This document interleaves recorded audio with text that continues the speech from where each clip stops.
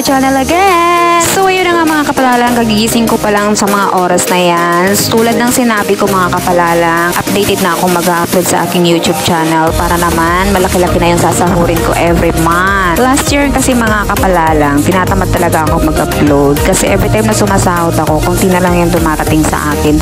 Dahil sa sobrang laki ng kaltas na YouTube pati di Google AdSense. At saka pag dumadating na yung pera sa bank account ko, may less pa rin na 500. Hindi ko alam, yung fee daw yun ng bank to bank kasi from other country. So hindi ko mag-gets. So tiranggap ko na lang, wala naman akong choice kasi yun na lang yung perang dumating sa akin. So ayun na nga mga kapalalang, every morning talaga pagising ko, unang-unang gagawin ko ay magmamalingki muna ako ng almusal namin, tanghalian, at sama ko na rin yung hapunan namin para isang labasan na lang. At ganun din, bumibili rin ako ng mga kailangan ko sa aking mga luluto, yung mga kulang tulad ng gulay kasi hindi talaga ako nag-i-stock ng gulay sa fridge kasi ayaw kong masiraan. At saka yung ginaganda lang talaga dito mga kapalalang ay malapit lang yung palengke sa amin, dito lang sa loob ng compound namin. Kaya pwede kong maiwan yung mga bata ng walang bantay. So ang ginagawa ko mga kapalalang, habang tulog pa sila, umaalis na ako. Kaya kailangan kong magising ng maaga para hindi ko sila maisama lahat doon sa palengke. Kasi pag sinama ko sila, hindi lang talaga yung mga gulay, mga ulam namin ang mabibili ko, pati yung mga gusto nila, bibilhin ko na rin. Ito yung everyday routine ko mga kapalalang. Nasanay na rin naman ako na ganito yung ginagawa ko araw-araw. Pag naman kasi wala akong luto sa isang araw, parang naboboring ako. Parang hindi napapagod yung katawan ko. Parang hindi ako satisfy. Kaya kailangan ko magluto ng mga merienda araw-araw para deserve ko magpahinga. Parang ganon.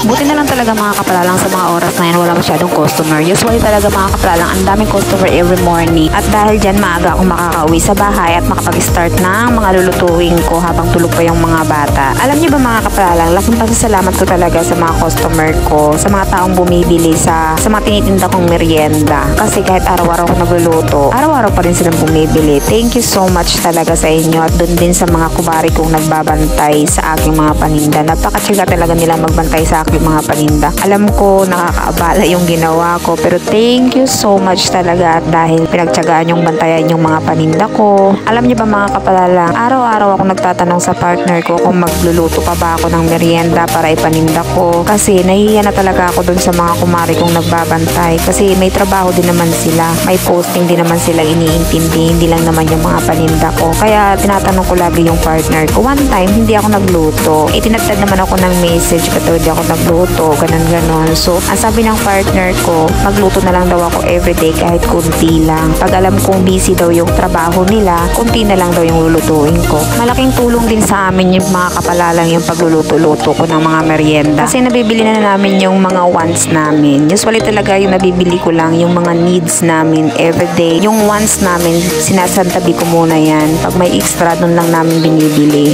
At dahil nga nagluto-luto ako ng mga merienda, so deserve ko magkaroon ng mga wants. Tulad ng mga gamit sa bahay. Alam mo, bilang isang nanay, ang tanging kaligayahan lang natin yung mabili natin yung mga gamit sa loob ng bahay. Ako kahit putas-putas na yung pante ko, okay lang. Basta importante nabili ko yung mga gusto ko sa bahay.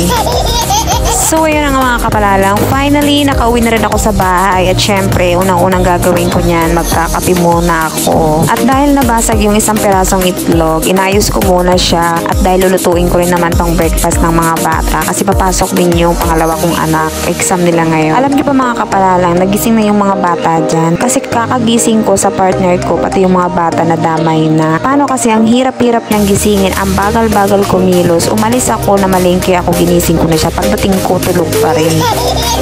Ay naku mga kapalalang, kung alam nyo lang, araw-araw akong stress sa kakagising sa partner ko. Pero alam niya, pag tinadaan niya lang ako sa mga halik-halik na ganyan para mawala yung stress ko. Siyempre, marurupok tayo. Kaya ayun. So ayun na nga mga kapalalang, hanggang dito na lang muna ang aking video. Thank you for watching and please don't forget to like and subscribe and click the notification bell para updated kayo sa aking mga uploads. At i-upload ko rin to sa FB ng partner ko para sharing is caring. Bye-bye!